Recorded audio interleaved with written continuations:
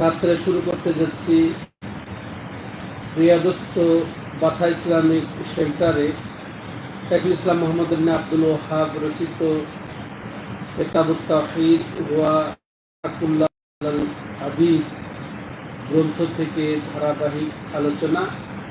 আজকে 52তম অধ্যায়।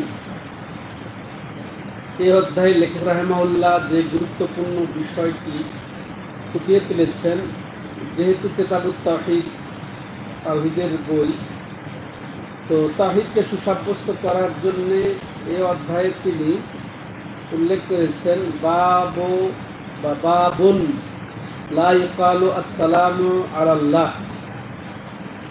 অধ্যায়টি হলো যে এমন বলা যাবে না যে আল্লাহর উপরে সালাম বর্ষিত হোক, তার উপরে সালাম বর্ষিত হোক, নবীর উপরে সালাম বর্ষিত হোক, তাই না, মুমিনদের উপরে সালাম বর্ষিত হোক। কিন্তু এর বিপরীতে আল্লাহর উপরে সালাম বর্ষিত হোক এ বলার হুকুম কি, এর হুকুম প্রসঙ্গে তিনি এটা উল্লেখ করেছেন। অর্থাৎ এর অধ্যায় এদের তিনি বোঝাতে চেয়েছেন যে এটা একেবারে নিষিদ্ধ এবং পড়া নিষিদ্ধ, শুধু নিষিদ্ধই নয়, এটা পড়া নিষিদ্ধ। আসসালাম এটি আল্লাহর একটি অন্যতম নাম, আসমা সিফাতের অন্তর্ভুক্ত।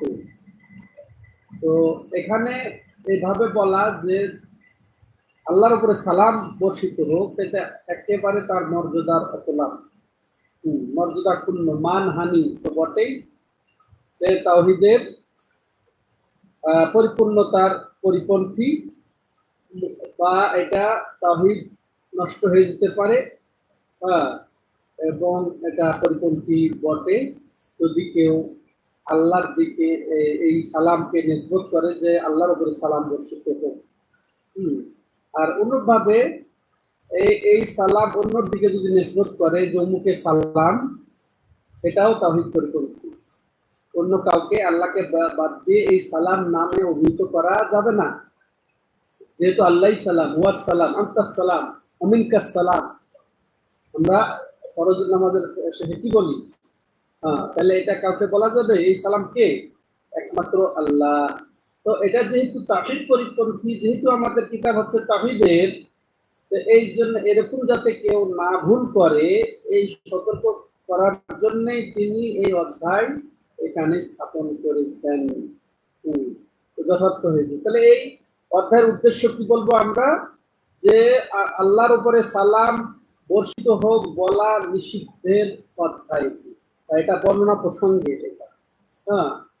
কারণ আল্লাহর জন্য কি দোয়া, সালামের অর্থ কি? সালাম হচ্ছে যত রকমের বিপদ আপদ, কষ্ট দুঃখ থেকে নিরাপত্তা কামনা। আপনি কাউকে যদি বলেন যে আসসালামু আলাইকুম, আলাইকা, আলাইকুম, মানে তোমাকে আল্লাহ রাব্বুল আলামিন যত রকমের দুঃখ কষ্ট বিপদ আপদ, অসম্পূর্ণতা, যত রকমের সব কিছু থেকে আল্লাহ রাব্বুল আলামিন তোমাকে নিরাপদে রাখুন। তো আল্লাহকে এটা বলা, আল্লাহকে এই নিরাপত্তার অভাবী মুখাপেক্ষী বান্দার পক্ষ থেকে, তো এটা চরম অধ্যত্বপনা, সাংঘর্ষিক কথা। এটা মাখলুকের জন্য চলবে, কিন্তু আল্লাহর জন্য, খালেকের জন্য এটা অসম্ভব। কারণ আল্লাহ রাব্বুল আলামিন এই মানুষের দোয়া থেকে মুখাপেক্ষী, দোয়ার মুখাপেক্ষী নন আল্লাহ রাব্বুল আলামিন, তাই না? বরং তার কাছে দোয়া করা হবে, তার কাছে দোয়া চাওয়া হবে। এটা তাওহীদ পরিপন্থী। এই জন্য এই ক্ষেত্রে এই ক্ষেত্রে লেখক রাহিমাহুল্লাহ একটি মাত্র দলিল এখানে উপস্থাপন করে তার এই প্রমাণ দাঁড় করিয়েছেন। আর এই দলিলটি অবশ্য সহিহ বুখারী এবং সহিহ মুসলিমে এখানে এসেছে। তো লেখক সেখান থেকে বর্ণনা দিয়েছেন, জাফিস সাহিহে আন ইবনে মাসউদ রাদিয়াল্লাহু আনহু قال كنا اذا كنا مع رسول الله صلى الله عليه وسلم في الصلاه قلنا السلام على الله من عباده السلام على فلان وفلان فقال النبي صلى الله عليه وسلم لا تقولوا السلام على الله فإن الله هو السلام। হাদিস বুখারী মুসলিম। অফিস সাহিহ, লেখক রাহিমাহুল্লাহ বলছেন ফিস সাহিহ বলতে এখানে সাহিহাইনে বুখারী এবং মুসলিমে এসেছে আব্দুল্লাহ ইবনে মাসউদ রাদিয়াল্লাহু তাআলা আনহু থেকে বর্ণিত, তিনি বলছেন যে স্বয়ং আব্দুল্লাহ ইবনে মাসউদ রাদিয়াল্লাহু তাআলা আনহু বলছেন যে কুন্না ইযা কুন্না মা রাসূলিল্লাহ সাল্লাল্লাহু আলাইহি ওয়াসাল্লাম ফিস সালাহ, আমরা যখন এই যে তাশাহুদ বৈঠক, যখন এই যে আত্তাহিয়াত অবতীর্ণ হয় নাই ওই সময়ের কথা, হ্যাঁ, ইসলামের প্রথম দিকের কথা।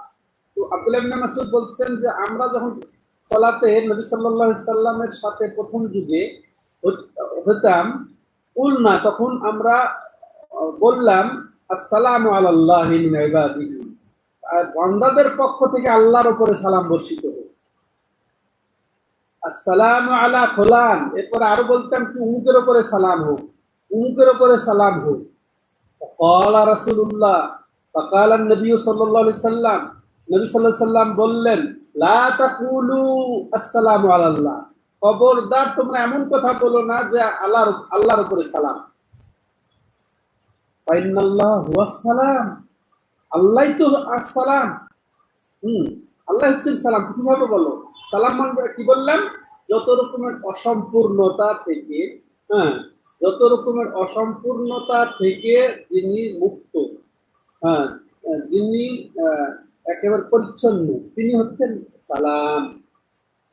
তাহলে এটা এই হাদিসের সম্পর্ক এই অধ্যায়ের সাথে, যে এটা আসলে আল্লাহর সাথে বেয়াদবি, বেয়াদবি যে আল্লাহর সালাম বলা, এটা বেয়াদবি, এটা আল্লাহর আদবের পরিপন্থী, এটা তাওহীদের অপরিপূর্ণতা, হ্যাঁ, এটা অপরিপূর্ণতা, বরং আল্লাহর অবমাননা, আল্লাহর মানহানি, হ্যাঁ, এইটাই অধ্যায়ের সাথে সম্পর্ক। মানে দর্শক শ্রোতা মণ্ডলী, তাহলে এখান থেকে আমরা এটাই বুঝছি, তাহলে আসসালামু আলা, যে যখন কেউ কোনো ব্যক্তিকে বলবে আসসালামু আলাইকুম, তখন তার অর্থ সে বুঝাতে চাচ্ছে কি, এটা আমাদের বোঝা দরকার। আমরা আসসালামু আলাইকুম, আসসালামু আলাইকুম কত কথা বলি, অনবরত কত বলি, কিন্তু এর মর্ম হচ্ছে কত গুরুত্বপূর্ণ, যে আল্লাহ রাব্বুল আলামিন আপনাকে যত রকমের খারাপি, যত রকমের বিপদ আপদ, দুঃখ কষ্ট, তার থেকে তোমার কাছে আমি নিরাপত্তা চাই, তুমি নিরাপদে থাকো, এটা হচ্ছে কথা। আর এটা আসসালাম, এটা আল্লাহ রাব্বুল আলামিনের অসংখ্য নামের একটি অন্যতম নাম। হ্যাঁ, তো এটার অর্থই হচ্ছে যে এটা কেউ যদি আমভাবে বলে সালামুন আলাইক, এটা চলে। সালামুন নাকেরা, হ্যাঁ, অনির্দিষ্ট ভাবে বলে, আলিফ লাম বাদে বলে, তার অর্থ হচ্ছে যে আল্লাহ রাব্বুল আলামিনের যতগুলা আসমা আছে, নাম আছে, সেগুলা নামেরই আপনি ওসিলা দিয়ে বরকত কামনা করে চাচ্ছেন নিরাপত্তা। হ্যাঁ, তো এটা অর্থ হয়ে থাকে সমস্ত নামের ওসিলায়। তো তাহলে আর এটা প্রত্যেক যে আল্লাহ রাব্বুল আলামিনের পক্ষ থেকে যেন নিরাপত্তা চাচ্ছি, সাহায্য চাচ্ছি, এটাই ক্ষেত্রে। এই হচ্ছে মোটামুটি হাদিসের মর্ম। সম্মানিত দর্শক ও শ্রোতা মণ্ডলী, তাহলে আমরা কখনো বলবো না যে আল্লাহর উপরে সালাম, কারণ আল্লাহ রাব্বুল আলামিন, কারণ কি, কেন আমরা বলবো না যে এটা নিষিদ্ধের কারণ কি, যে আল্লাহ রাব্বুল আলামিনের নাম সমূহের একটি নাম হচ্ছে আসসালাম, আর আপনি বলবেন আল্লাহর উপরে সালাম, এটা অসম্ভব কথা। কারণ আল্লাহ রাব্বুল আলামিন এরকম দোয়ার মুখাপেক্ষী নন। হ্যাঁ, বান্দার দোয়ার মুখাপেক্ষী, কিন্তু সকল বান্দা, সকল সৃষ্টি তার পক্ষ থেকে নিরাপত্তার মুখাপেক্ষী। অতএব কারো এটা সমীচীন হবে না যে এইভাবে আমরা বলবো যে বান্দাদের পক্ষ থেকে আল্লাহর প্রতি সালাম বর্ষিত হোক, নিরাপত্তা বর্ষিত হোক যত রকমের খারাপ থেকে। এখন তাহলে এই হাদিস থেকে যেটা সরাসরি আমরা জানতে পারলাম যে আল্লাহর উপরে সালাম বর্ষিত হোক এরকম বলা নিষিদ্ধ। আর আরেকটা কি জিনিস জানতে পারলাম, আসসালাম আল্লাহ রাব্বুল আলামিনের নাম সমূহের মধ্যে একটি নাম। তেমনি ভাবে রাসূলুল্লাহ সাল্লাল্লাহু আলাইহি সাল্লাম যারা ইসলামের প্রথম যুগে জানতো না, যারা অজ্ঞ, তাদেরকে শিক্ষা দিয়েছেন।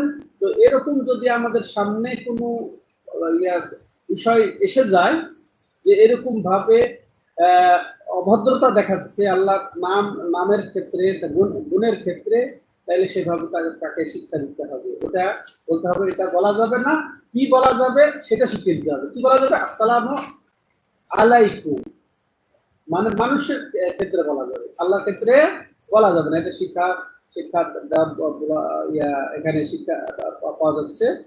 এরপরে কেন এটা বলা যাবে না যে এটা আল্লাহ রাব্বুল আলামিনের নাম, এটা কারণও দর্শে দেওয়া হয়েছে।